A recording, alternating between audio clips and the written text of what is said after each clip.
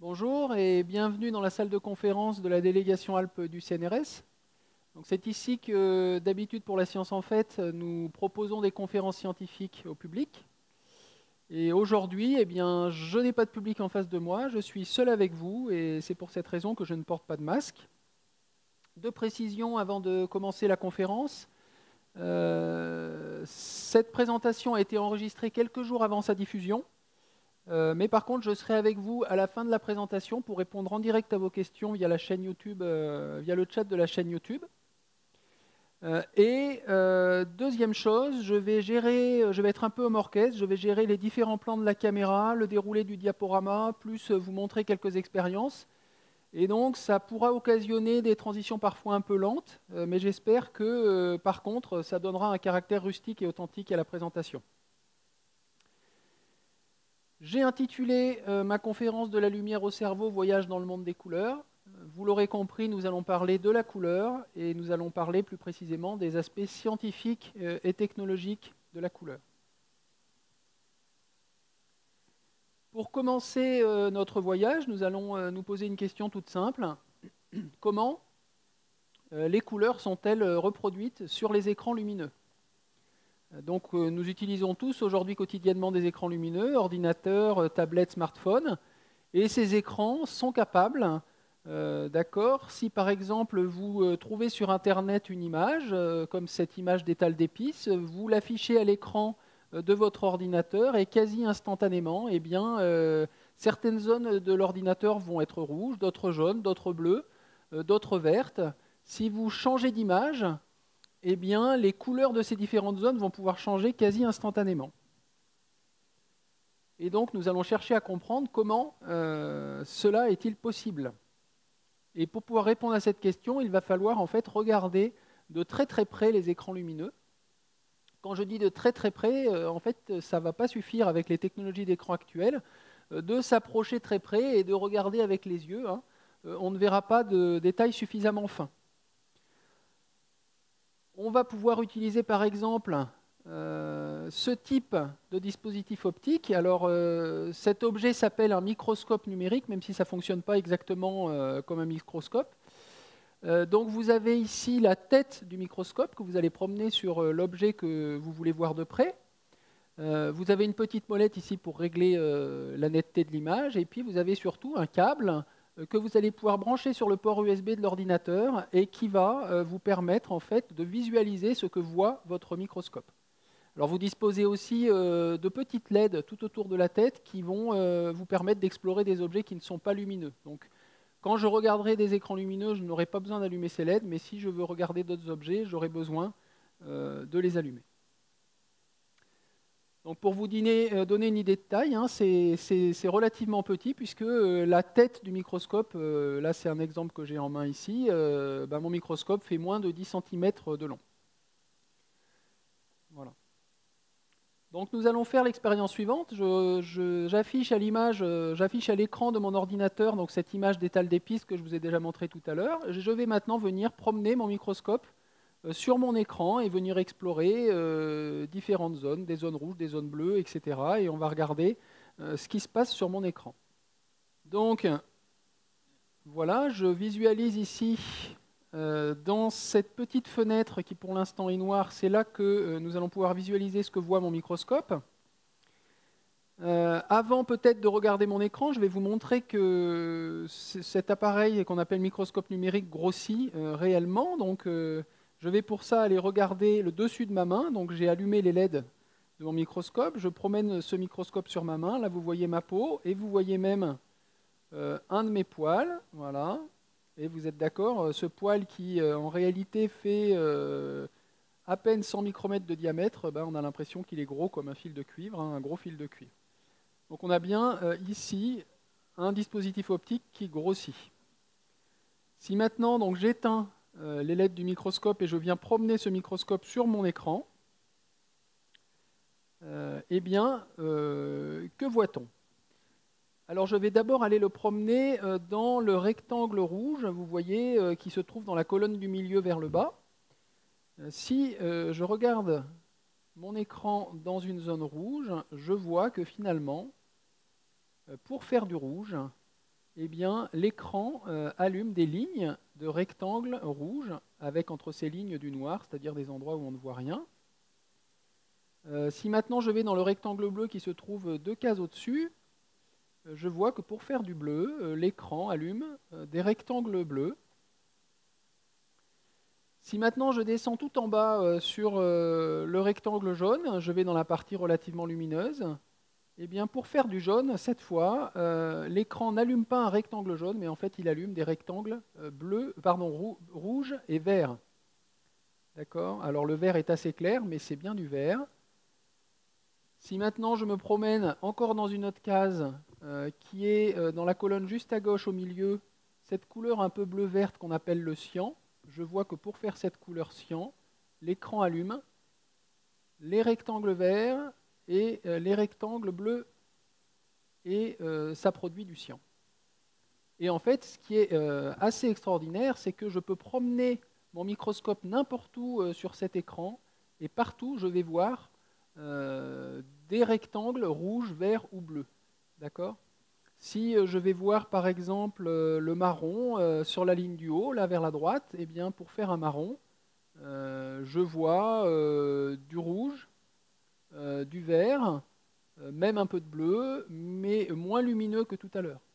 Donc en fait, ce qu'on est en train de voir, c'est que pour reproduire toutes les couleurs, l'écran dispose de rectangles lumineux rouge, vert, bleu, qu'il a l'air d'allumer plus ou moins, d'éteindre plus ou moins. Et c'est avec ces 3 couleurs qu'il est apparemment capable de reproduire toutes les couleurs qu'on connaît. On peut se demander ce qui se passe si maintenant j'affiche sur mon écran une image en noir et blanc, hein, comme ici. Donc là, c'est la même image que précédemment, mais affichée en nuances de gris. La question c'est, est-ce que finalement l'écran va reproduire ces nuances de gris en allumant plus ou moins des rectangles lumineux blancs, ou est-ce qu'il continue d'utiliser ces rectangles rouge, vert, bleu? Alors je vais commencer par regarder le rectangle blanc qui se trouve tout en bas de l'écran, colonne du milieu tout en bas dans sa partie la plus claire, et je vois que pour faire du blanc, eh bien l'écran allume ensemble les rectangles rouge, vert et bleu. Et là vous voyez que quand ces 3 types de rectangles sont allumés ensemble, il n'y a plus de noir. Hein, tout l'écran est lumineux. Pour faire un gris, eh bien, je vais par exemple dans la même colonne 2 cases au-dessus. Pour faire un gris, eh bien, on voit que l'écran allume les rectangles rouge, vert et bleu toujours, mais moins. Disons, ces rectangles sont allumés avec une intensité lumineuse moindre. Et pour faire du noir, eh bien, comment on fait du noir? Si je vais dans une zone noire, je ne vois rien. Pour faire du noir, on éteint tout simplement tous les rectangles lumineux qui sont sur l'écran. Alors ça, je ne vous le montre pas en direct, hein, je me contente de vous le décrire. Donc supposons qu'on ait fait un trait, un trait jaune sur l'écran, d'accord, avec un fond blanc. Et ben, ce qu'on va voir en promenant le microscope, c'est que là où le fond est blanc, là où on a du blanc, comme on l'a dit tout à l'heure, on a les 3 types de rectangles rouge, vert, bleu qui sont allumés. Et quand on passe au-dessus du trait jaune, on voit en fait que eh ben, le rectangle bleu est éteint et les rectangles rouges et verts restent allumés. Ça fait du jaune. Quand je repasse de l'autre côté du trait, je retrouve les rectangles bleus allumés. Alors ces paquets de 3 rectangles rouge, vert, bleu sont ce qu'on appelle un pixel, constituent ce qu'on appelle un pixel, d'accord? Et on voit qu'ici, le trait jaune a 3 pixels de large. Si je résume ce que j'ai observé, eh bien, j'ai vu que 3 couleurs permettaient de reproduire toutes les couleurs de l'écran. Donc ces couleurs, ce sont le rouge, le vert, le bleu. Pour faire du noir, eh bien, je n'allume aucun de ces rectangles lumineux. D'accord? Donc j'ai du noir. Pour faire du vert, l'écran dispose de rectangles lumineux verts, donc il les met en route, il les allume. Pour faire du rouge, on a des rectangles rouges, on les allume. Pour faire du bleu, on a des rectangles bleus, on les allume. Et pour faire d'autres couleurs, comme par exemple ici le jaune, le cyan et le magenta, pour faire du jaune, on a vu que on allumait les rectangles rouges et verts ensemble. Pour faire du cyan, les rectangles verts et bleus ensemble. Et pour faire le magenta, les rectangles bleu et rouge ensemble. Si on veut du blanc, on allume les trois, rouge, vert, bleu, ensemble. Et pour faire toutes les autres nuances colorées, d'accord, en fait, on va pouvoir allumer plus ou moins chacun de ces rectangles colorés. Bon. Alors, ça nous permet de faire le lien avec ce qui se passe quand, par exemple, ici dans mon logiciel de présentation, je dessine un rectangle, d'accord, et si je veux choisir la couleur de remplissage de ce rectangle, je vais ici dans Autre couleur de remplissage, j'arrive sur cette fenêtre, je peux choisir soit la couleur dans une palette, soit vous voyez rentrer en fait des nombres ici, en face des mots rouge, vert, bleu. Alors vous allez tout de suite comprendre à quoi correspondent ces nombres, en lien avec ce qu'on vient d'observer. Donc si je mets 0 en face de rouge, 0 en face de vert, 0 en face de bleu, je vois que la nouvelle couleur que j'ai définie, c'est le noir. Si maintenant je mets 255, la valeur maximale possible, 255, 255 partout, je fais du blanc. Si je mets le rouge à 255, le vert à 255, le bleu à 0, je fais du jaune, etc. En fait, vous comprenez que finalement ces nombres ici, ils vont piloter, ils vont dire aux différents pixels de l'écran avec quelle intensité il doit allumer ces rectangles lumineux rouges, verts et bleus. Voilà, donc en fait, une couleur de l'écran peut être codée par ces trois nombres correspondant à l'intensité des lumineuses des rectangles rouge, vert, bleu. C'est ce qu'on appelle le code RVB des couleurs. Et si vous m'avez suivi, chaque rectangle lumineux, chaque type de rectangle lumineux, donc rouge, vert, bleu, a 256 niveaux possibles d'intensité. Donc on peut rentrer des nombres entre 0 et 255. Donc vous pouvez définir comme ça 256 fois 256 fois 256 couleurs, donc plus de 16 millions de couleurs. C'est-à-dire beaucoup plus que l'œil humain est capable d'en discerner. Hein. On considère que l'œil humain peut discerner environ 300 000 nuances colorées. Alors nous allons maintenant faire le lien entre ces observations et une autre expérience qu'on va faire maintenant. Et dans cette expérience, nous allons en fait mélanger des lumières colorées.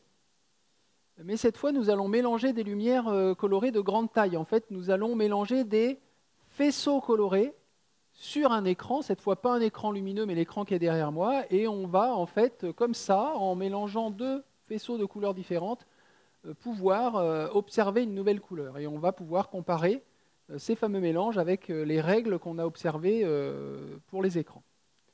J'éteins la lumière, et je vais utiliser ici, pour faire ces mélanges de lumière colorée, trois spots de lumière blanche, donc ils sont tous les trois identiques. Et la première chose à faire, bien sûr, ça va être de les colorer. Alors pour colorer une lumière blanche, le plus simple, c'est d'utiliser ce qu'on appelle des filtres colorés, c'est en fait des plastiques transparents qu'on peut après venir placer devant la lumière blanche. Et vous voyez là, si je mets le plastique, le filtre coloré rouge devant la lumière blanche, eh bien j'ai fabriqué un beau faisceau de lumière rouge. Alors, moi, je vais en fait utiliser des petits supports en carton sur lesquels j'ai fixé mes filtres colorés. Comme ça, je pourrai continuer à disposer de mes bras et de mes mains. Je fabrique comme ça un faisceau de lumière rouge.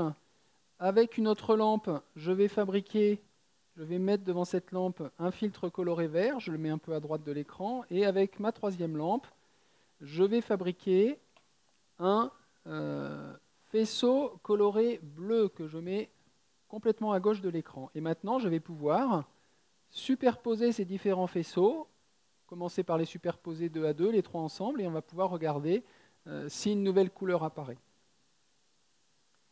Alors commençons par exemple par superposer le vert et le rouge. Souvenez-vous sur les écrans, là où mon écran affichait du jaune, en regardant de près, je voyais des rectangles lumineux vert et rouge allumés ensemble.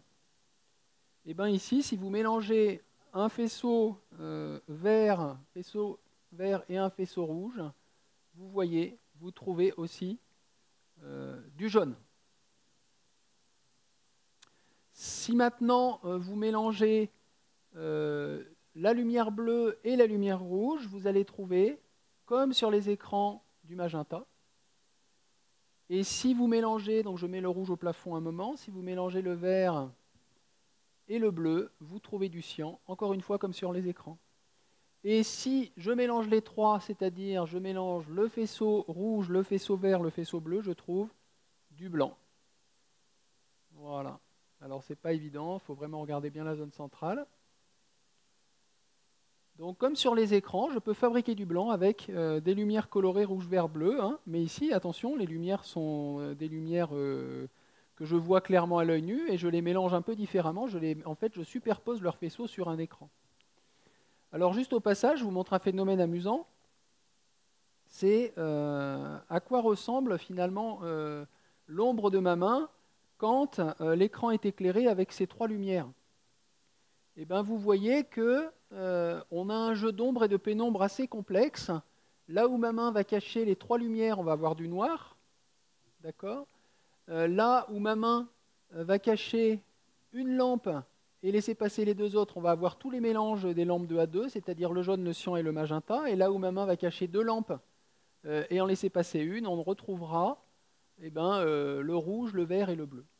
Voilà, donc ça permet de faire des ombres chinoises colorées. En tout cas, ce qu'on voit, c'est que finalement, que je mélange des lumières colorées sur des écrans, comme je viens de le faire, ou que je mélange, ou que j'allume plutôt des petites lampes colorées sur un écran et que je les regarde de loin, j'observe les mêmes règles de mélange des couleurs. Donc c'est ce que vous voyez sur cette image ici. Donc ça c'est une photo que j'ai prise au Palais de la Découverte, dans une pièce où donc, on avait au plafond des spots rouge, vert, bleu. Et vous voyez sur le sol, hein, chaque spot va venir faire un rond de lumière colorée. Et là où ces ronds se superposent, on voit apparaître de nouvelles couleurs. Donc les règles de ces mélanges, qui sont aussi les règles qu'on observe sur les écrans, c'est le bleu et le vert mélangés donnent du cyan, le rouge et le vert mélangés donnent du jaune, le rouge et le bleu mélangés donnent du magenta, et les trois ensemble donnent du blanc. C'est ce qu'on appelle les règles de la synthèse additive des couleurs. Les trois couleurs qui, en fait, quand on les dose, permettent d'obtenir toutes les autres, ou presque toutes les autres, sont le rouge, le vert et le bleu. C'est ce qu'on appelle en fait les couleurs primaires. Primaires à la fois parce qu'elles permettent de reproduire presque toutes les couleurs qu'on connaît, mais aussi primaires parce que vous ne pourrez pas les fabriquer par mélange d'autres couleurs. Si vous n'avez pas sur votre écran un rectangle lumineux bleu, vous ne pourrez pas faire du bleu. Si vous n'avez pas un rectangle vert, vous ne pourrez pas faire du vert. Pareil pour le rouge. Par contre, si vous n'avez pas un rectangle lumineux jaune sur votre écran, c'est pas grave, vous pourrez faire du jaune en allumant côte à côte un petit rectangle vert, un petit rectangle rouge. C'est ce qu'on vient de voir.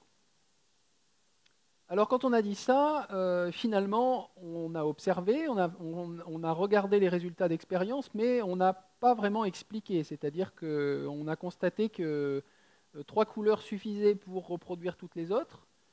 Mais pourquoi 3, pourquoi pas 4, pourquoi pas 5? Pourquoi le rouge, le vert, le bleu, et pourquoi pas, je ne sais pas, le orange, le marron et le violet?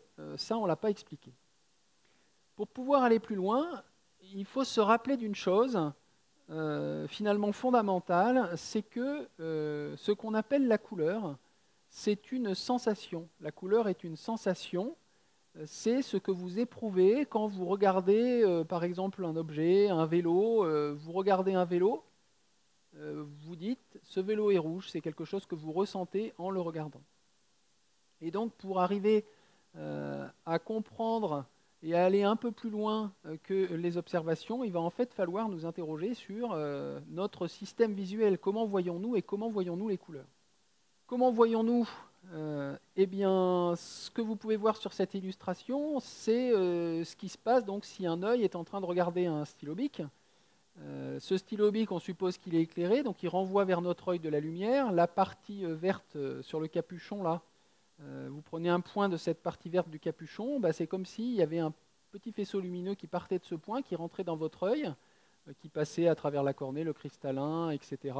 Et vous voyez qu'en fait, l'œil est ainsi fait que ce faisceau lumineux va venir converger en un point sur cette partie jaune qui tapisse l'arrière de l'œil, qu'on appelle la rétine. Et en fait, c'est sur cette rétine que se trouvent les capteurs de lumière, c'est-à-dire les petits capteurs qui vont nous permettre de voir, de détecter la lumière qui est partie de l'objet. Vous voyez que le haut du stylo bic va se trouver en bas sur la rétine, le bas du stylo bic en haut, etc. Et après, tous les capteurs de lumière de la rétine vont envoyer un message au cerveau via le nerf optique pour dire on a vu de la lumière, on n'a pas vu de lumière, etc.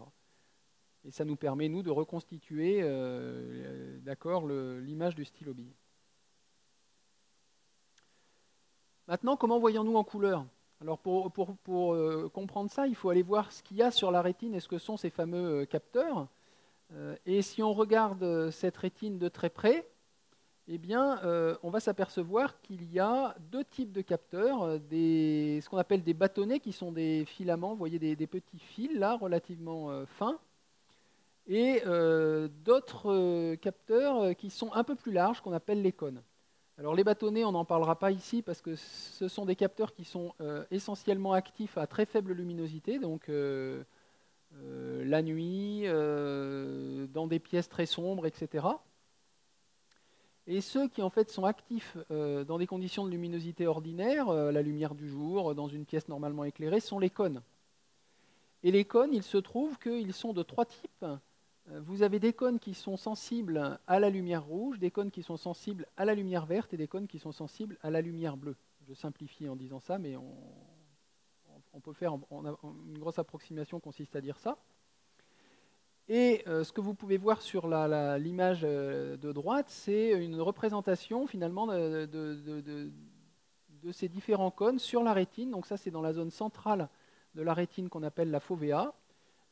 Vous voyez qu'il y a en fait très peu de cônes bleus, mais on n'est pas pour autant aveugle au bleu. On peut faire des expériences qui montrent qu'on est moins précis avec des lumières bleues, qu'on a une moins grande acuité visuelle pour le bleu dans la zone centrale de la rétine que pour les autres couleurs. Mais en tout cas, ça vous montre que vous avez ces petits capteurs un peu partout sur la rétine qui vont être sensibles soit à la lumière bleue, soit à la lumière rouge, soit à la lumière verte. Et c'est eux qui vont envoyer au cerveau des signaux. Donc, si vous envoyez dans votre œil, où votre œil reçoit un point de la rétine reçoit de la lumière rouge, le capteur sensible au rouge va envoyer un signal au cerveau en lui disant « j'ai vu quelque chose ».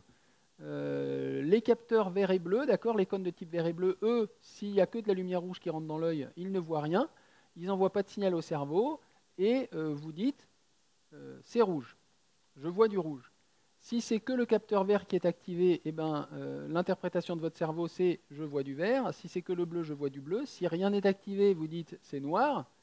Mais si maintenant vous faites rentrer dans votre œil à la fois de la lumière, par exemple rouge, et de la lumière verte, eh bien vous allez activer à la fois les cônes de type vert et les cônes de type rouge. Le cône de type bleu ne sera pas activé et le message arrive au cerveau et vous dites je vois du jaune. Le jaune, c'est une sensation qui correspond à l'activation des cônes de type rouge et de type vert. Le blanc, c'est une sensation qui correspond à l'activation des trois types de cônes quand vous envoyez dans votre œil du rouge, du vert, des lumières vertes, rouges et bleues. Et en fait, toutes les sensations colorées que l'on peut avoir, finalement, sont données par les signaux de ces trois types de cônes, rouge, vert et bleu. Donc en gros, ça va dépendre de quelle intensité de rouge, quelle intensité de vert, quelle intensité de bleu chaque type de cône va détecter.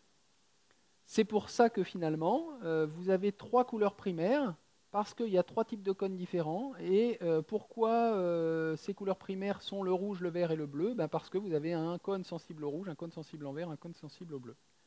Et donc, en activant plus ou moins ces trois types de cônes, vous allez bien pouvoir générer finalement au niveau du cerveau toutes les sensations colorées qu'on connaît. Juste pour revenir sur ce qui se passe quand on regarde un écran lumineux, donc quand vous regardez un écran lumineux,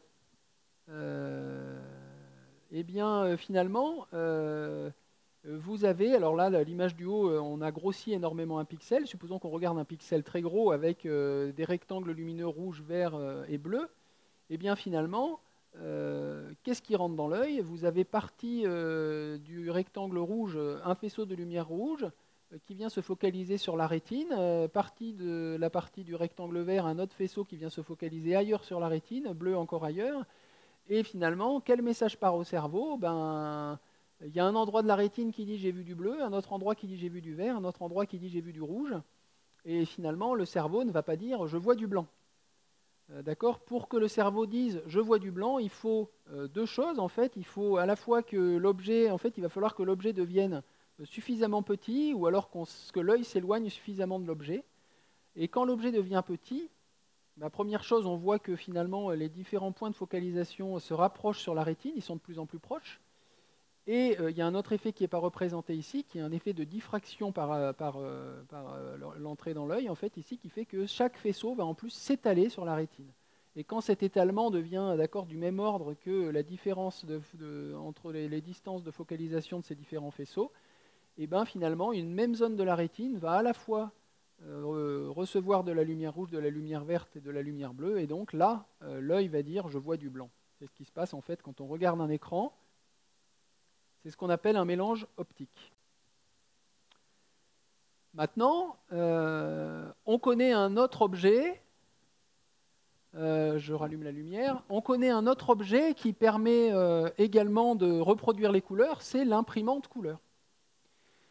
Le principe d'une imprimante couleur, c'est que si on a une photo qu'on a envie d'imprimer, de garder, eh bien, on va envoyer cette photo à l'imprimante, et puis on a envie que l'imprimante elle reproduise le plus fidèlement possible les couleurs de la photo. Et ce qu'elle fait plutôt bien. Alors, maintenant, on peut essayer d'aller un peu plus loin, et on va regarder ce qu'il y a à l'intérieur de l'imprimante, et on va finir par tomber sur ce qu'on appelle la cartouche d'encre, notamment si c'est une imprimante à jet d'encre. Et pour les plus classiques, on va trouver en fait 4 couleurs d'encre, du noir, du cyan, du magenta et du jaune. Et vous remarquerez qu'il n'y a pas d'encre bleue, pas d'encre rouge, pas d'encre verte. Donc on est un peu perplexe parce qu'apparemment l'imprimante est capable de reproduire toutes les couleurs avec des encres jaunes, cyan, magenta, noir, mais elle n'a pas l'air d'utiliser les fameuses couleurs primaires dont on parlait tout à l'heure. Pour comprendre comment c'est possible, on va faire un peu ce qu'on a fait tout à l'heure avec les écrans, c'est-à-dire que, en fait, j'ai imprimé cette planche que vous voyez ici, avec différentes couleurs. Donc en gros, vous avez des nuances de cyan. On part d'un cyan très clair et on va jusqu'à un cyan saturé en allant de droite à gauche. En dessous, vous avez une ligne avec des magentas, des jaunes, des rouges, des verts, des bleus. Et on finit avec des nuances de gris. Et donc j'ai imprimé avec une imprimante jet d'encre bas de gamme, classique. J'ai imprimé cette planche sur du papier photo. Et je vais venir regarder, toujours avec mon microscope USB, ce que finalement l'imprimante a déposé sur mon papier, pour essayer de comprendre comment, à partir de ces encres, elle a pu fabriquer toutes ces couleurs. Je reviens donc sur la petite fenêtre de visualisation de mon microscope. Cette fois, je vais regarder un support qui n'est pas lumineux, donc je vais allumer les petites LED de mon microscope. Et je vais venir promener mon microscope sur ma planche. Alors, je vais commencer par le cyan, donc la ligne du haut. Je commence par le carré le plus à droite, donc le cyan très clair, et je vois que pour faire un cyan très clair, l'imprimante a déposé essentiellement des petites taches d'encre cyan. Alors vous voyez que ce dépôt, il est pas très régulier. En fait, pour les imprimantes jet d'encre bas de gamme, on a souvent ce qu'on appelle une trame aléatoire, donc c'est un dépôt aléatoire de taches d'encre. Et puis on trouve essentiellement des taches d'encre cyan. Alors on voit un tout petit peu de magenta et de jaune, mais c'est essentiellement du cyan. Et quand je me déplace de la droite vers la gauche, je vois que pour augmenter la saturation, qu'est-ce que je fais? Je dépose de plus en plus d'encre cyan sur la surface de la feuille. Et puis, pour faire un cyan saturé, je recouvre quasiment la feuille d'encre cyan. Bon, jusqu'ici, c'est facile. Pour faire du cyan, on utilise de l'encre cyan, on aurait pu s'en douter. Je descends sur la ligne du magenta. Pour faire du magenta, je me souviens que j'ai de l'encre magenta dans l'imprimante. Donc pour faire du magenta, je vois qu'essentiellement je pose de l'encre magenta. On voit un tout petit peu de jaune, un tout petit peu de cyan, mais surtout du magenta. Et pareil, pour avoir des couleurs de plus en plus saturées, vous voyez, je dépose de plus en plus d'encre magenta jusqu'à recouvrir toute la feuille. Pour le jaune, c'est la même chose. Il y a une encre jaune dans l'imprimante. Donc pour faire du jaune, je dépose de l'encre jaune. J'en dépose de plus en plus et j'obtiens un jaune de plus en plus saturé. Là où ça va devenir plus intéressant, c'est que maintenant, je vais aller voir la ligne du vert, par exemple. Comment l'imprimante est capable de faire du vert alors qu'elle n'a pas d'encre verte. Eh bien, pour faire du vert, je commence par le vert le plus clair à droite. Je vois que finalement, l'imprimante va déposer essentiellement de l'encre jaune et de l'encre cyan. Et en déposant de l'encre jaune et de l'encre cyan, quand je regarde ma feuille de loin, je vois du vert. Alors un vert clair, mais je vois du vert.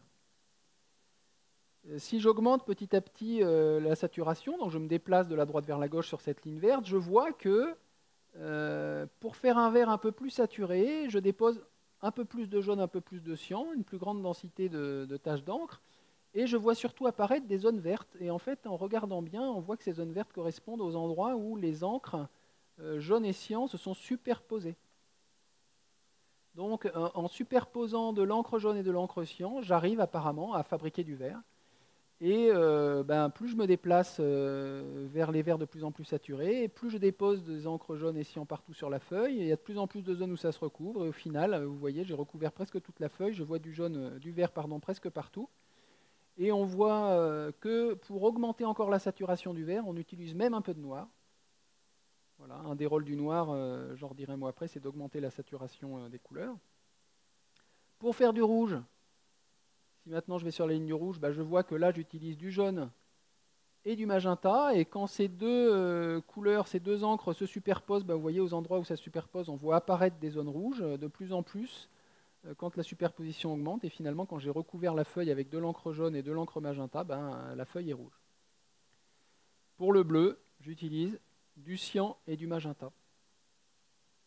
Donc, contrairement à ce qui se passait pour les écrans lumineux, ici, vous voyez que j'ai pu fabriquer du vert avec du jaune et du cyan. Ça veut dire qu'en fait, ici, le vert n'est pas une couleur primaire. J'ai pu la fabriquer par mélange d'autres couleurs. Pareil, j'ai pu fabriquer du rouge. Le rouge n'est pas une couleur primaire et j'ai pu fabriquer du bleu. Les nouvelles couleurs qui, en fait, pour l'imprimante, permettent de fabriquer toutes les autres sont ici le jaune, le cyan, le magenta, et pas le rouge, le vert et le bleu, comme on a pu l'observer tout à l'heure pour les écrans lumineux. Alors juste en passant, on va aller quand même regarder la ligne du bas qu'on n'a pas encore regardée, qui correspond aux nuances de gris. Donc on va d'un gris très clair jusqu'au noir. Et là, on va voir un peu comme ce qu'on a vu pour les écrans, c'est-à-dire que pour faire du gris, l'imprimante, elle a une cartouche d'encre noire. Donc on pourrait se dire que pour faire du gris, elle va déposer des taches d'encre noire sur la feuille. Et si on regarde, vous voyez, je suis dans le gris le plus clair en bas à droite, on voit que pas du tout. Pour faire du gris, l'imprimante dépose de l'encre cyan, de l'encre magenta et de l'encre jaune, les trois ensemble. Donc, on voit du gris quand on regarde ça. Si je veux faire un gris plus intense, je dépose plus d'encre, de plus en plus, et on voit que là où les trois se superposent, on a une couleur très sombre. Là, je suis presque au gris le plus sombre. Vous voyez qu'on voit même apparaître du noir, et en fait, pour faire un noir très profond, on ajoute aussi, en plus des encres jaunes, cyan et magenta, on ajoute aussi de l'encre noire. Alors l'imprimante pourrait tout à fait fabriquer du gris avec de l'encre noire. C'est ce qui se passe quand on force l'imprimante à imprimer sans utiliser la cartouche d'encre, les cartouches d'encre couleur, jaune, cyan, magenta. Donc on force une impression en nuances de gris. Dans ce cas-là, si on vient regarder au microscope, on trouvera que de l'encre noire. En tout cas, ce qu'on constate, c'est que dans une imprimante, on est capable de fabriquer, de reproduire toutes les couleurs en utilisant en fait du jaune, du cyan et du magenta. Et donc, tout se passe comme si les nouvelles couleurs primaires, entre guillemets, pour l'imprimante, c'était devenu le jaune, le cyan, le magenta, et plus le rouge, le vert et le bleu. Alors, cette petite règle qu'on peut écrire ici dans le cas du vert, hein, jaune plus cyan égale vert, elle rappelle quelque chose. En fait, pour les gens qui font de la peinture, ça leur rappelle ce qui se passe quand on fait des mélanges de peinture. C'est une règle qu'on observe pas seulement pour l'imprimante, mais quand on fait d'autres types de mélanges. Et effectivement, quand on mélange des peintures, des couleurs en peinture, on sait que si je veux faire du vert, je peux soit utiliser directement une peinture de couleur verte, mais je peux aussi mélanger une peinture de couleur jaune et une peinture de couleur cyan, hein, comme vous le voyez ici, et vous allez fabriquer du vert. Même chose avec des feutres. Si vous prenez des feutres et vous coloriez un rond jaune, si vous attendez un peu que ça sèche, et par-dessus vous venez colorier un rond cyan, là où vous allez avoir superposition des deux couches d'encre, et ben, vous allez observer du vert. Pareil, vous faites encore par-dessus un rond magenta, là où vous aurez superposition du jaune et du magenta, vous aurez du rouge, comme ce qu'on a trouvé sur l'imprimante. Là où il y a superposition de magenta et de cyan, vous aurez du bleu. Et là où vous avez superposition des trois, bah, vous aurez du noir. Alors en fait, comme pour l'imprimante, on n'arrive pas à obtenir comme ça un noir très intense. On est obligé, d'accord, sur l'imprimante d'utiliser de l'encre noire. Et ici, on voit que bon, on a une couleur sombre. On n'arrive pas à avoir un noir parfait avec des feutres jaune, cyan et magenta. Alors qu'en est-il maintenant avec des colorants alimentaires? Alors on va faire l'expérience. Avec des colorants alimentaires, eh bien, je vais aussi pouvoir faire des mélanges de couleurs. Alors les colorants alimentaires, vous connaissez sûrement, ça se présente sous forme de petits tubes. C'est appelé alimentaire parce que c'est censé ne pas être toxique, ne pas être nocif, pas être mauvais pour la santé. Et on peut s'en servir pour colorer des gâteaux, colorer des liquides, etc. Et ici, je vais donc tester cette règle dont on discute depuis tout à l'heure, jaune plus cyan égale vert. Je vais voir si ça marche aussi avec les colorants. Pour ça, j'ai rempli une bouteille d'eau, donc l'eau est un liquide incolore, et je vais commencer par colorer cette eau en jaune. Donc j'utilise un colorant alimentaire jaune, je mets 5 gouttes, 1, 2, 3, 4, 5, voilà. Je mélange, et j'obtiens de l'eau jaune. Je prends maintenant un deuxième tube de colorant. Donc en fait, ces colorants alimentaires, ils sont souvent vendus par 3. Donc vous avez du jaune, un bleu qui est très proche d'un cyan. Alors il paraît très sombre quand on regarde le tube comme ça parce que les colorants sont très concentrés. Mais si on en dépose une petite quantité sur une feuille de papier ou un papier absorbant, on voit que c'est vraiment une couleur qui ressemble au cyan. Et puis vous en avez souvent un troisième, alors qui est ni un rouge ni vraiment un magenta. C'est plutôt une couleur intermédiaire rouge-magenta. Donc je dépose dans mon liquide 5 gouttes de cyan, 1, 2, 3, 4, 5. Je fais le mélange le plus simple possible en mélangeant à égalité. Je remue et j'obtiens du vert. Donc quand vous mélangez des couleurs avec des colorants alimentaires, eh ben, vous retrouvez cette règle jaune plus cyan égale vert. Voilà. C'est comme ça, au passage, que le sirop de menthe est fabriqué. Hein. Donc, pour faire du sirop de menthe, souvent les fabricants n'utilisent pas de menthe, ils prennent des arômes, ça c'est pour le goût. Et pour faire la couleur de la menthe, quand on fait un sirop de menthe naturel, c'est plutôt incolore ou légèrement jaunâtre. Et si on veut que ce sirop de menthe soit vert, en fait, on va ajouter un colorant jaune, un colorant cyan. Et donc, sur l'étiquette, vous allez retrouver 2E quelque chose qui correspondent à ces deux colorants. Voilà. Donc finalement, avec des colorants alimentaires, on trouve la même chose. En particulier, jaune plus cyan égale vert. Et puis, vous voyez par exemple, le cyan plus le rouge magenta va donner du bleu, etc. Si on mélange les trois, on va trouver du noir. Qu'en est-il maintenant avec des filtres colorés? Avec des filtres colorés,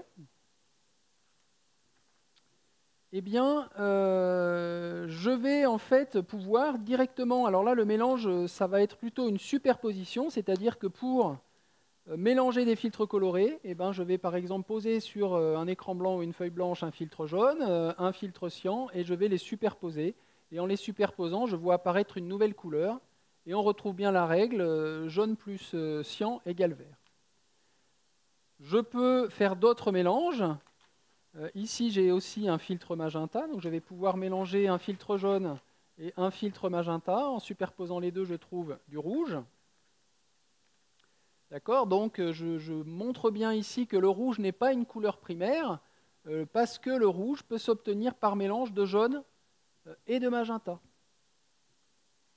Et enfin, je peux mélanger le filtre cyan et le filtre magenta pour faire du bleu.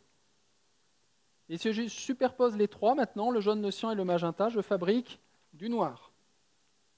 Voilà, donc avec des filtres colorés de bonne qualité, on peut vraiment fabriquer du noir, ce qui est plus difficile à faire avec des colorants, avec des peintures ou avec des feutres. Donc les filtres colorés, ça marche comme les feutres, comme la peinture, comme l'imprimante. Voilà. Donc finalement, chaque fois que je mélange des matières colorées, j'observe en gros les mêmes règles qui sont ce qu'on appelle les règles de la synthèse soustractive des couleurs. Les trois couleurs de base qui permettent de reproduire toutes les autres sont le jaune, le cyan, le magenta. C'est mes trois couleurs, mes nouvelles trois couleurs primaires, on va dire. Les couleurs secondaires sont ici le rouge, le vert et le bleu. Donc c'est finalement, si vous vous souvenez bien, les couleurs primaires de la fameuse synthèse additive qu'on avait observée sur les écrans lumineux tout à l'heure. Et puis, voilà, vous voyez que quand on a mélangé tout, on finit au noir. Alors, je reviens à ce qui se passe avec une imprimante. Avec une imprimante, si vous voulez imprimer une image, ce que vous allez faire, c'est que vous allez en fait envoyer à l'imprimante, vous allez décomposer cette image en différents fichiers qui sont représentés ici. Donc, vous allez envoyer en fait à l'imprimante un premier fichier qui va dire à l'imprimante où elle doit déposer l'encre cyan en quelle quantité, c'est la petite image de gauche. Pareil pour l'encre magenta, pareil pour l'encre jaune, pareil pour l'encre noire. Une fois que l'encre cyan est déposée, vous observez ça. Alors bien sûr, en vrai, ça ne se produit pas successivement, mais plutôt simultanément. Après, vous posez l'encre magenta, vous obtenez ça. Vous avez de plus en plus de nuances colorées, mais on est encore assez loin des vraies couleurs, entre guillemets, de l'image de départ. Vous mettez le jaune, vous obtenez ça, et finalement le noir, on comprend qu'il va nous servir à augmenter les contrastes et à obtenir des noirs vraiment profonds.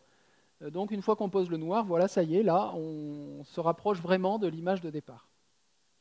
Donc, ce qu'on a observé, c'est qu'on avait d'un côté les mélanges de lumière colorée, d'un côté les mélanges de matière colorée, et les couleurs primaires n'étaient pas les mêmes.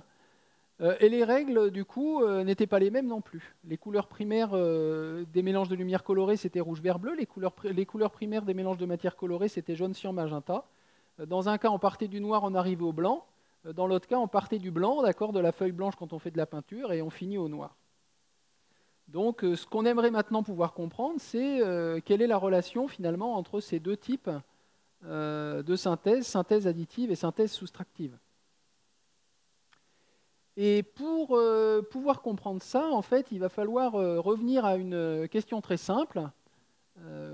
Imaginez que vous avez une pomme posée sur une table, vous regardez cette pomme, qu'est-ce qui nous permet de dire que cette pomme est rouge? On a déjà dit, la couleur est une sensation, donc pour pouvoir dire que cette pomme est rouge, il nous faut des yeux et un cerveau, d'accord? C'est quelque chose qu'on ressent. Maintenant, pour pouvoir dire que cette pomme est rouge, il faut aussi de la matière pomme. Il faut qu'il y ait la pomme, donc il faut de la matière. Mais le troisième élément qu'on a souvent tendance à oublier, c'est que pour pouvoir dire que cette pomme est rouge, il faut aussi de la lumière. C'est-à-dire que si la pomme n'est pas éclairée, supposons que vous êtes dans le noir, et bien sûr, la pomme, vous ne pouvez pas dire si elle est rouge ou si elle est d'une autre couleur. Et pour pouvoir donner, entre guillemets, la vraie couleur de la pomme, il faut en plus avoir de la lumière blanche.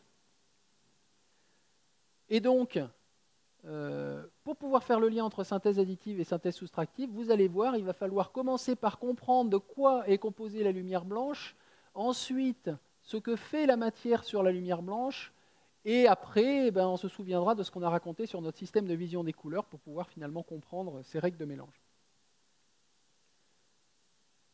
Donc tout d'abord, de quoi est faite la lumière blanche? Tout à l'heure, quand on a mélangé des spots de lumière colorée, on les a mélangés sur l'écran qui est derrière moi, on a vu qu'on pouvait fabriquer de la lumière blanche avec des lumières rouges, vertes et bleues. La question maintenant, c'est quand on éclaire, je ne sais pas, un tableau, la feuille qu'on vient d'imprimer, etc., avec une lumière blanche, on utilise une ampoule, la lumière du soleil, et pas, d'accord, un mélange de 3 spots lumineux rouge, vert, bleu. Et la question finalement, c'est est-ce que cette lumière naturelle, celle du soleil ou des ampoules qu'on utilise, est-ce qu'elle aussi, elle est composée d'un mélange de lumière colorée, qu'on ne verrait pas, mais qui serait présente dans la lumière? Alors, le premier à avoir répondu à cette question, c'est Isaac Newton, que vous voyez sur cette illustration. Isaac Newton, il est surtout connu pour ses travaux sur la gravitation, la loi de la gravitation, mais il a aussi fait des travaux très importants en optique. Et en particulier, il a fait toute une série d'expériences dans sa jeunesse avec des prismes. Donc là, vous voyez sur cette illustration, il s'est mis dans une pièce. Il a fermé les volets, il a percé un trou dans le volet, il y a un rayon de lumière du soleil qui rentre, qui vient taper un prisme, et à l'arrière du prisme, il observe une bande colorée. Et en fait, dans ces couleurs, on retrouve les couleurs de l'arc-en-ciel. Alors vous avez du violet, du bleu, du cyan, du vert, du jaune. En fait, il y a aussi du orange, du rouge.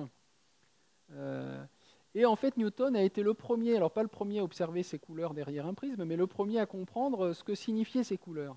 Et en fait, ce que signifient ces couleurs, c'est que le blanc, la lumière blanche n'est pas pure, comme on le pensait alors à l'époque, hein, mais elle est en fait un mélange de toutes ces couleurs qu'on appelle les couleurs de l'arc-en-ciel, et que Newton a appelé le spectre de la lumière. Donc pour la petite histoire, hein, Newton a fait ses expériences d'optique alors qu'il était encore étudiant, et il a fait ça pendant un confinement qui a duré à l'époque plus d'une année, hein, pendant une épidémie de peste, l'université a fermé. Newton a dû rentrer dans la maison familiale et pour s'occuper, il s'est mis à faire des expériences d'optique, à réfléchir sur la gravitation. Donc vous voyez, un confinement, ça peut avoir du bon. Et on peut aussi donc se dire qu'il a pu faire toutes ces expériences uniquement parce qu'il n'y avait pas à l'époque la continuité pédagogique, il n'y avait pas Netflix, hein, donc il a pu donner libre cours à son imagination, prendre le temps de faire tout ça. Alors je vous montre encore une fois ce spectre. Il faut savoir que le spectre de la lumière, une fois que la lumière est décomposée, c'est très difficile, c'est-à-dire une fois que les couleurs qui sont mélangées dans la lumière ont été séparées, c'est très difficile de les photographier fidèlement. En fait, l'appareil photo ne va pas voir autant de nuances que ce qu'on voit à l'œil, pour des raisons un peu que je ne vais pas détailler ici, mais donc à l'œil, on voit vraiment toutes les nuances. En partant du violet, on passe par le bleu, le cyan, le vert, le jaune, le orange, on va jusqu'au rouge, hein, d'accord? Et en fait, on sait aujourd'hui que ce spectre de la lumière, en fait, ces différentes couleurs, c'est une petite partie d'une famille beaucoup plus vaste qu'on appelle la famille des ondes électromagnétiques. C'est la partie visible en fait des ondes électromagnétiques. Et qu'au-delà du rouge, on a des infrarouges, au-delà du bleu, on a des ultraviolets, qu'on ne voit pas, mais que d'autres animaux, par exemple pour les ultraviolets, sont capables de voir. Si maintenant nous voulons faire, un peu comme l'a fait Newton, regarder finalement les couleurs qui sont mélangées dans les différentes lampes qui nous entourent. Donc moi ici par exemple, vous voyez, j'utilise cette lampe de poche. Je la mets ici sur l'écran, elle est blanche. Je l'envoie vers la caméra, vous êtes d'accord avec moi, elle est bien blanche. Pour savoir si dans cette lampe sont mélangées toutes les couleurs de l'arc-en-ciel, on pourrait utiliser un prisme. Mais on va utiliser maintenant un autre dispositif optique qu'on appelle un réseau. Un réseau, en fait, c'est quoi? C'est des traits régulièrement espacés à l'échelle de quelques microns et qui, par les phénomènes de diffraction et d'interférence, vont être capables, si j'envoie de la lumière sur ce réseau, d'accord, finalement, ce réseau va soit réfléchir, soit transmettre cette lumière, mais aussi on va être capable de décomposer la lumière, c'est-à-dire qu'on va avoir des zones où ces différentes couleurs qui sont mélangées dans la lumière vont être séparées. Alors ces réseaux, vous en avez autour de vous sans le savoir. Par exemple, un compact disque est un réseau à réflexion. Donc la surface d'un compact disque, même si à l'œil on ne les voit pas, en fait c'est couvert, pour simplifier on peut dire que c'est comme si on avait un sillon qui s'enroule tout autour. Et donc vous avez un sillon et donc des petits traits qui sont régulièrement espacés à l'échelle du micromètre qui s'enroule tout autour du disque. Et c'est d'ailleurs pour ça que quand vous regardez la surface d'un CD, vous voyez que ce n'est pas comme un miroir, vous avez des reflets colorés qui apparaissent, hein, c'est lié à ce fameux réseau. Et si vous prenez maintenant la surface d'un CD, que vous prenez votre lampe dont vous souhaitez analyser la composition colorée, vous envoyez le faisceau de cette lampe de poche sur votre CD, vous mettez face à un écran, et vous voyez, d'accord, on voit l'image du CD de couleur blanche, et au-dessus de l'image du CD, vous retrouvez des arcs colorés. Vous voyez, et en fait, dans ces arcs colorés, on retrouve les couleurs de l'arc-en-ciel. Vous avez le bleu, le violet, le bleu, le cyan, le vert, le jaune, le orange et le rouge. Alors avec la caméra, vous ne voyez pas autant de nuances colorées que ce qu'on peut voir à l'œil, mais une façon d'analyser, disons, les couleurs mélangées à l'intérieur des lampes qui nous entourent, c'est de prendre un CD et d'aller regarder dans les reflets colorés du CD quelles sont les couleurs qui sont dans la lampe. Ça, c'était donc ce qui se passe quand on utilise un réseau à réflexion. Maintenant, on peut aussi utiliser un réseau à transmission, c'est-à-dire que cette fois, on va regarder la source de lumière colorée directement à travers un plastique ou un verre qui possède ces fameuses stries, ces fameux traits régulièrement espacés.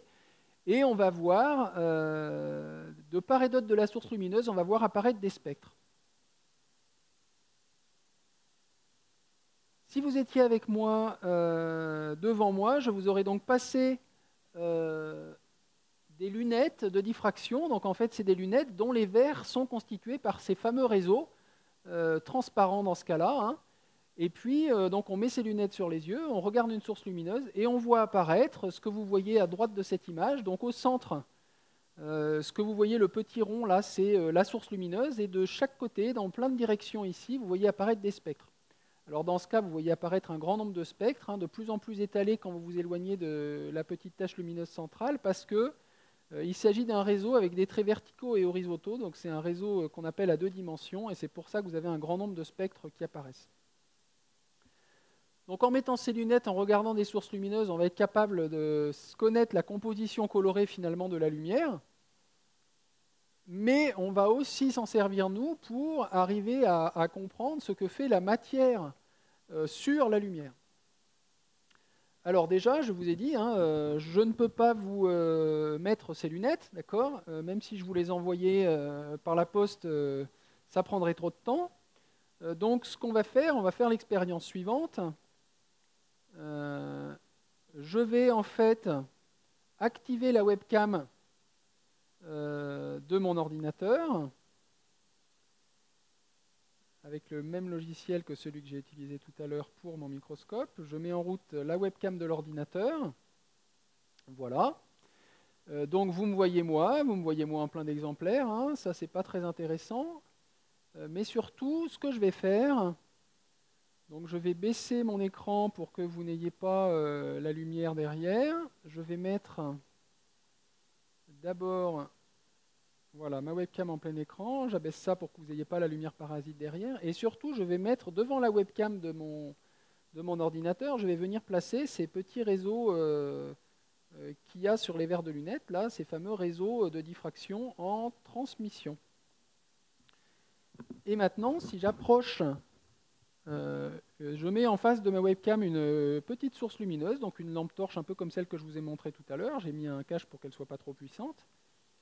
Eh bien, vous voyez apparaître des spectres, voilà.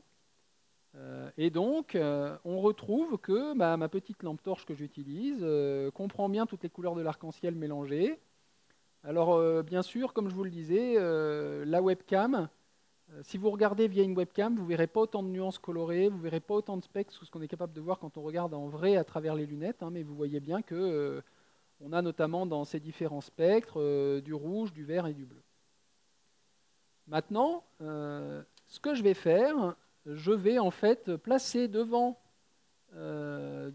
donc ma petite source de lumière, je vais venir placer des filtres colorés et on va pouvoir regarder ce que font ces filtres colorés sur la lumière. La lumière est blanche, une fois qu'elle a traversé le filtre, elle devient par exemple rouge, vert, bleu. Pourquoi? Qu'est-ce qui s'est passé?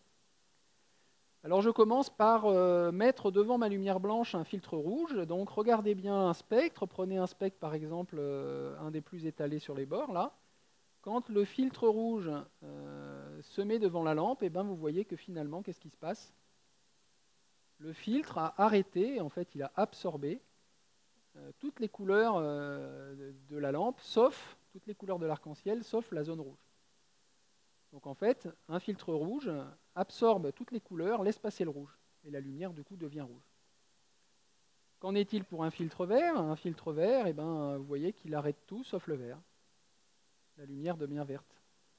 Qu'en est-il pour un filtre bleu? Un filtre bleu arrête tout sauf le bleu. Maintenant, qu'en est-il pour un filtre jaune?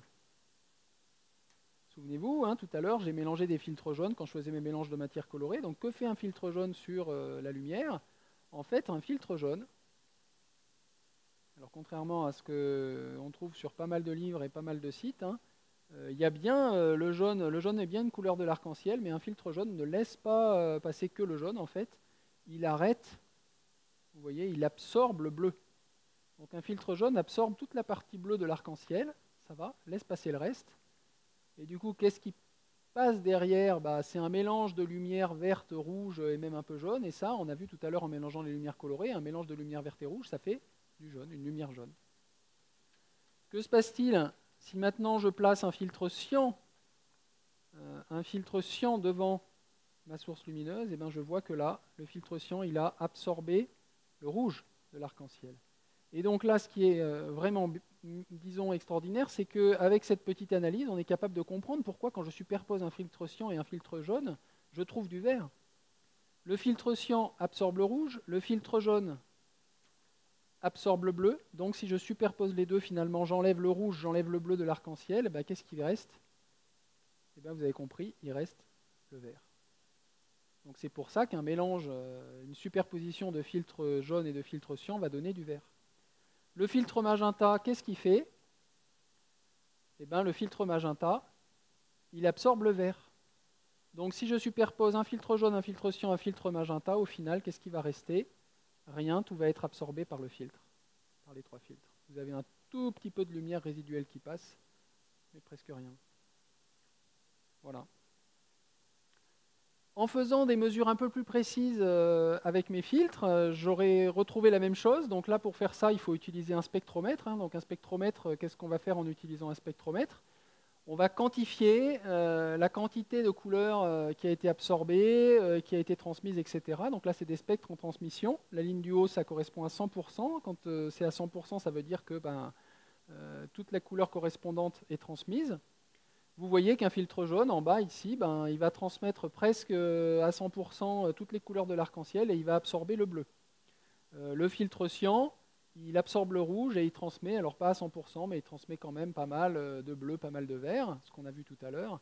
Et du coup, si vous superposez ces deux filtres, vous allez absorber le bleu, vous allez absorber le rouge, et donc va pouvoir être transmis uniquement la partie centrale de ces spectres et correspondant au vert. Donc vous allez obtenir du vert. Jaune plus cyan égale vert. Le magenta absorbe le vert. En superposant du cyan, du jaune et du magenta, vous absorbez presque tout, vous avez du noir, ce qu'on a vu tout à l'heure. Donc, la matière colorée, alors là j'ai pris l'exemple de filtre, mais en fait c'est la même chose pour une pomme, c'est la même chose pour la peinture, c'est la même chose pour les feutres. Une matière colorée, elle va finalement absorber des composantes du spectre de la lumière. En fait, on va absorber, éliminer de la lumière des composantes colorées. Et si je reviens à mes deux synthèses, que se passe-t-il quand on fait de la synthèse additive, qu'on mélange des lumières colorées? Eh bien, on part du noir, donc dans le noir, je vous rappelle, il n'y a pas de lumière, on n'a pas de lumière qui rentre dans nos yeux, nos trois types de cônes sont désactivés, c'est ce qu'on appelle le noir. En allumant des lumières colorées rouge, vert, bleu, j'active un type de cône, d'accord, avec la lumière verte, le cône de type vert, avec la lumière bleue, le cône de type bleu, le cône de type rouge avec la lumière rouge. Si j'allume ensemble deux lumières primaires, rouge, vert, bleu, j'active deux types de cônes, donc c'est ce qui se passe quand on fait des mélanges, soit sur un écran avec des petites lampes, soit on superpose des spots colorés. Et si je mets les trois ensemble, j'active les trois types de cônes, c'est ce qu'on appelle le blanc. Maintenant, en synthèse soustractive, il se passe quoi? Je pars de la feuille blanche. D'accord? La feuille, elle est blanche parce qu'en fait, elle est éclairée par une lumière qui contient, pour simplifier, tout l'arc-en-ciel. Maintenant, quand je pose sur cette feuille blanche une couleur primaire des mélanges de matières colorées, le jaune, le cyan, le magenta, qu'est-ce que je fais? Le jaune absorbe le bleu de l'arc-en-ciel. Donc en fait, en absorbant le bleu de l'arc-en-ciel, qu'est-ce qu'on fait? On désactive les cônes de type bleu et reste activés les cônes de type rouge et vert. C'est ce qu'on appelle du jaune. Le cyan désactive les cônes de type rouge. Le magenta désactive les cônes de type vert. Donc en fait, une matière primaire des mélanges de matières colorées va désactiver un type de cône. Et si je superpose deux matières primaires, eh ben, je vais superposer deux types de cônes. Je trouve le rouge, le vert, le bleu. Il n'y a plus qu'un type de cône allumé, hein, comme ce qu'on a raconté tout à l'heure au début de la synthèse additive. Et si maintenant je superpose les trois, je désactive tous les types de cônes, j'ai du noir, je finis au noir. Et donc, c'est pour ça qu'il y a une symétrie parfaite entre les deux synthèses. Dans un cas, vous activez progressivement les cônes. Dans l'autre cas, vous désactivez progressivement les cônes. Donc, vous faites les choses en sens inverse, finalement. Et on parle de synthèse soustractive. Pourquoi? Parce que les physiciens ont imposé leur vocabulaire. C'est-à-dire qu'en fait, quand on dit synthèse soustractive, on raisonne en lumière. Pour un peintre, bien sûr, lui, il ajoute des matières colorées. Hein, mais si on raisonne en lumière, en fait, en ajoutant des matières colorées, on absorbe de plus en plus de composantes colorées. Et donc, finalement, eh ben, on soustrait à la lumière de plus en plus de composantes colorées, ce qui fait naître de nouvelles sensations colorées dans notre cerveau. Alors pour finir, une dernière question, un dernier étude de mélange qu'on n'a pas encore étudié. Je vais rallumer la lumière. C'est un mélange un peu différent de ce qu'on a fait jusqu'ici. Ça consiste en fait à mettre deux couleurs, ou même on peut en mettre plus, mais disons on va commencer par ça, mettre deux couleurs sur un disque, le faire tourner à grande vitesse, et l'œil finalement ne va pas réussir à distinguer ces deux couleurs et on va voir apparaître une nouvelle couleur. Alors la question c'est de savoir si finalement ces règles de mélange, ça va être plutôt celle de la synthèse soustractive ou celle de la synthèse additive. Alors, on se dit qu'a priori, ça devrait être celle de la synthèse soustractive, puisque ce disque, ici, ça a été colorié. Moi, je vais vous faire après l'expérience avec des disques qui ont été imprimés, mais on a posé sur ces disques de l'encre, d'accord? Donc, on se dit peut-être que ça va suivre les mêmes règles que ce qu'on avait quand on mélangeait des matières colorées. Alors, on va faire cette expérience. Pour ça, j'allume une source de lumière supplémentaire. Je vais même choisir un plan de la caméra pour que vous voyez bien ce que je vais faire maintenant. Et donc, je vais faire tourner des disques. Alors, on va commencer par des disques simples, d'accord, où j'ai mis deux couleurs. Donc, par exemple, ici, un disque rouge et vert. Alors, rouge et vert, si je pense aux écrans lumineux, rouge et vert, ça faisait du jaune. Si je pense aux matières colorées, rouge et vert, alors on ne l'a pas fait avec des filtres, hein, filtre rouge, filtre vert, ça fait du noir en fait, et en peinture, ça va faire une couleur marron très foncée. Alors est-ce que maintenant, quand je vais faire tourner ce disque à grande vitesse, je vais avoir plutôt du jaune ou plutôt un marron très foncé? Eh bien, on va faire l'expérience. Donc moi ici, j'ai une pile, d'accord, qui alimente via un petit circuit électrique un moteur qui se trouve ici, avec un axe qui va pouvoir tourner. Un interrupteur pour démarrer et ouvrir le circuit ou le fermer.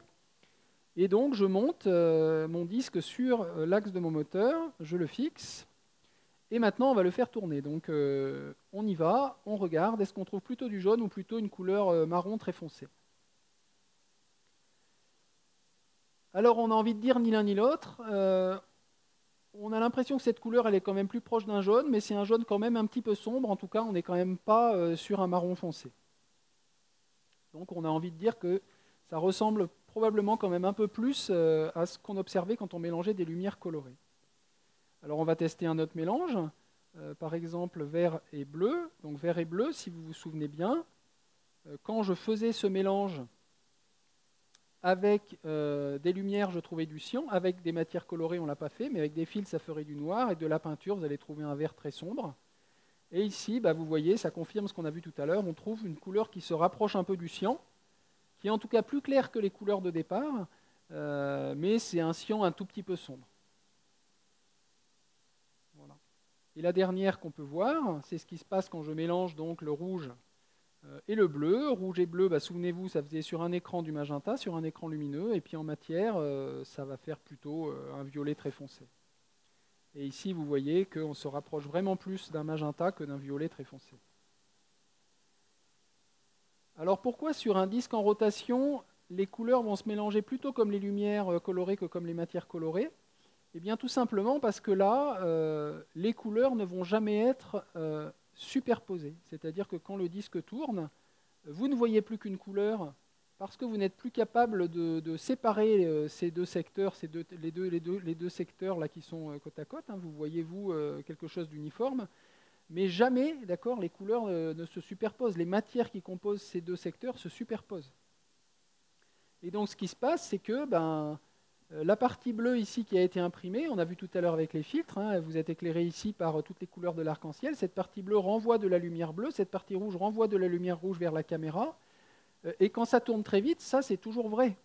C'est-à-dire que, en fait, quand vous fixez la zone une partie d'un disque, va rentrer dans votre œil de la lumière rouge, puis de la lumière bleue, puis de la lumière rouge, puis de la lumière bleue, et finalement, une zone de la rétine, elle reçoit sans arrêt de la lumière rouge, de la lumière bleue. Vous avez les deux types de cônes, sensibles au rouge et au bleu, qui sont finalement actifs, et vous dites c'est du magenta. Et c'est un peu sombre parce qu'en fait, on en l'a dit déjà tout à l'heure, hein, un filtre, ici une matière imprimée, elle ne va jamais renvoyer toute la lumière bleue et toute la lumière rouge qu'elle va recevoir de la lampe. Elle va toujours en absorber un peu, et c'est pour ça qu'en fait, vous voyez un magenta un peu sombre, un jaune un peu sombre, un cyan un peu sombre. Et je vous montre ce disque ici où en fait on va faire les trois mélanges dont on a parlé ensemble. Sur la périphérie du disque, vous allez faire un mélange de vert et de bleu, ici un mélange de rouge et de vert, et là au centre un mélange de rouge et de bleu.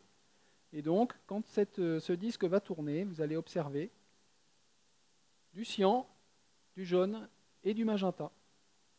Donc en fait, cette toupie, elle résume à elle toute seule tout ce qu'on a raconté jusqu'ici, hein, puisque vous passez finalement des trois couleurs primaires de la synthèse additive aux trois couleurs primaires de la synthèse soustractive. En fait, en la faisant tourner, vous observez les secondaires de la synthèse additive qui sont les primaires de la synthèse soustractive. Alors, le disque le plus célèbre, c'est pas ce que je vous ai montré, c'est en fait ce qu'on appelle le disque de Newton, qui est un disque colorié aux couleurs de l'arc-en-ciel, donc des couleurs qui vont du violet, violet, bleu, cyan, vert, jaune, orange, rouge. Et ce disque, quand il tourne, en fait, il va faire une couleur claire, qui ne sera pas exactement du blanc, toujours pour la même raison, c'est parce que je vous ai dit, les matières colorées, elles absorbent toujours un peu de la lumière qui l'éclaire, et donc on va trouver en fait un blanc mal éclairé, c'est-à-dire un gris. Donc vous voyez, c'est comme sur l'écran ici, hein, là vous avez un blanc mal éclairé, ici ça donne du gris, là vous avez l'écran qui est bien éclairé, il est blanc, et en contraste, ici par contraste, vous observez un gris. C'est exactement ce qu'on trouve sur notre disque de Newton.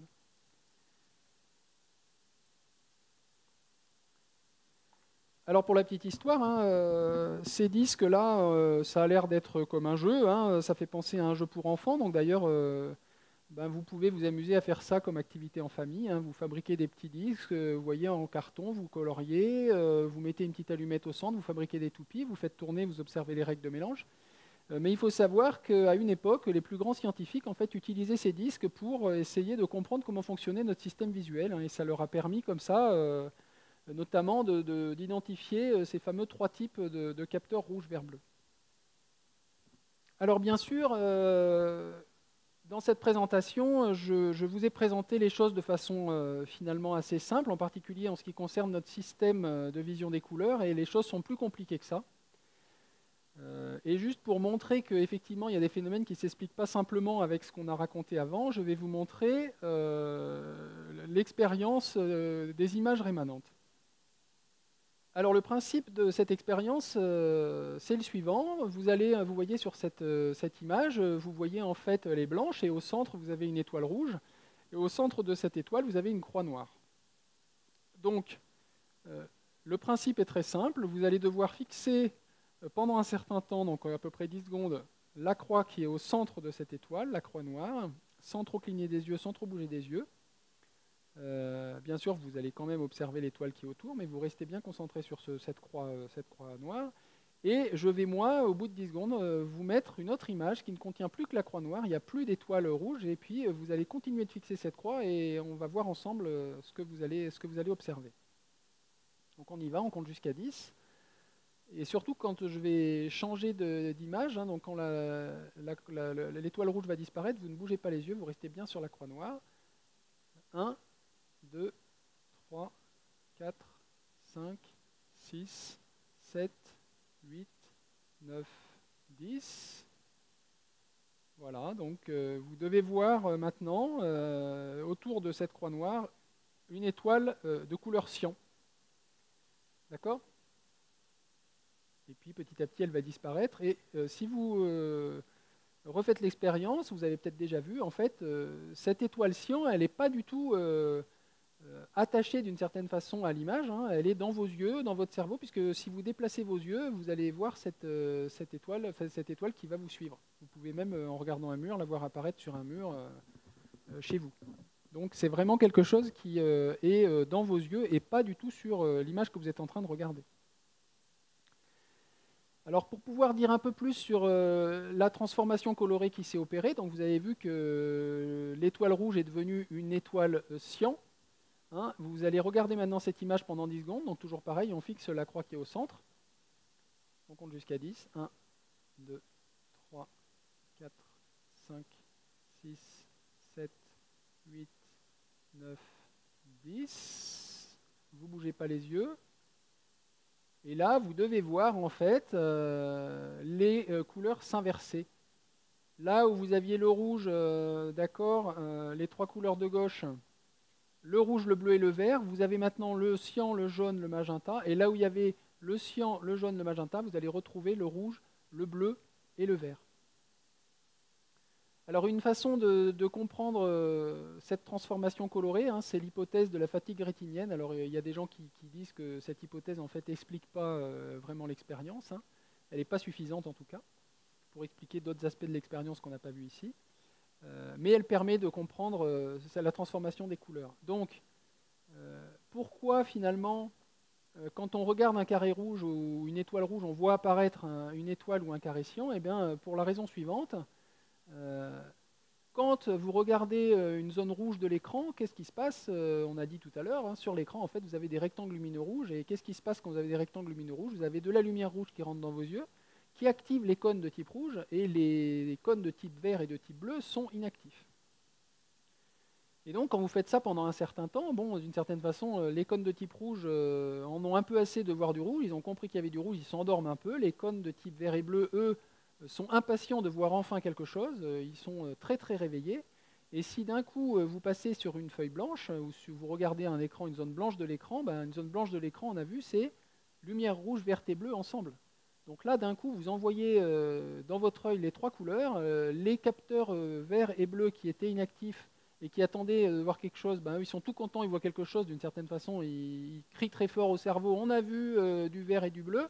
L'autre qui est endormi, il parle à peine, il dit à peine qu'il a vu du rouge, et donc votre cerveau, lui, a l'impression qu'il y a plein de vert, plein de bleu qui rentrent, presque pas de rouge, et vous avez l'impression pendant un certain temps de voir du cyan, puis après tout le monde s'endort et vous retrouvez du blanc. Voilà. Et donc finalement, vous retrouvez le fait que quand on regarde du jaune, le jaune absorbe le bleu, c'est pour ça que le bleu et le jaune sont liés, c'est d'ailleurs ce qu'on appelle les couleurs complémentaires qui sont ici côte à côte, et le magenta absorbe le vert, donc le magenta va se transformer en vert, le vert en magenta.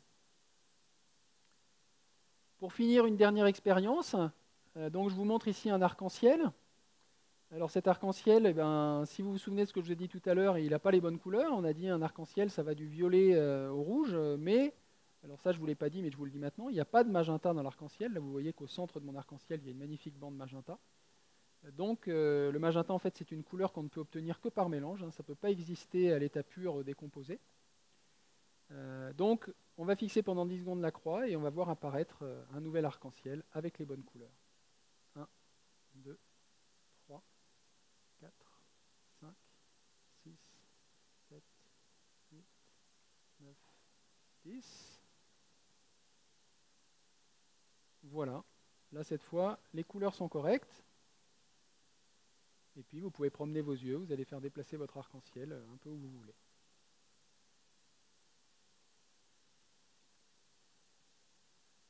Donc j'ai terminé ma présentation.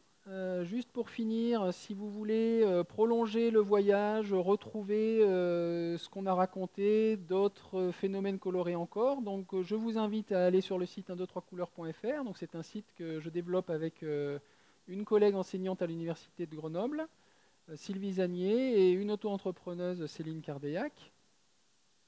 Sur ce site, vous trouverez des pages scientifiques décrivant en particulier des expériences, avec à chaque fois le matériel qu'il vous faudra pour faire l'expérience, un protocole précis, des observations et des renvois vers des pages d'explication, d'accord, pour arriver à comprendre les différents phénomènes colorés que vous pourrez observer.